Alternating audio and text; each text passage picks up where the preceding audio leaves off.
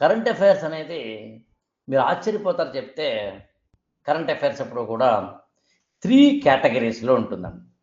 ఒకటి pure current affairs అండి.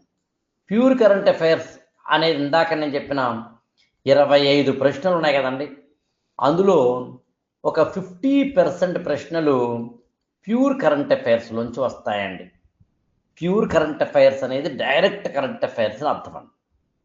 కానీ కరెంట్ అఫైర్స్లోంచి ప్యూర్గా రాకుండా వాటి బ్యాక్గ్రౌండ్ అలాంటి వాటిని కాంటెంపరీ అఫైర్స్ అంటారు.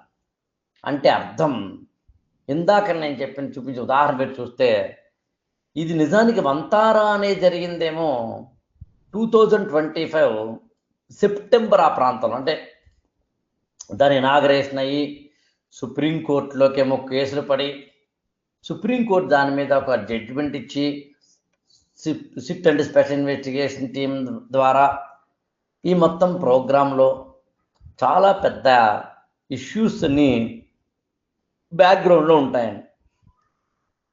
అవి కాంటెంపరీ అఫైర్స్లోకి వస్తాయండి. అంటే ప్యూర్ కరెంట్ అఫైర్స్ అంటే ఆ ఏడాది జరిగింది, కాంటెంపరీ అఫైర్స్ అంటే ఆ ఏడాది కన్నా ముందు జరిగింది. That's all.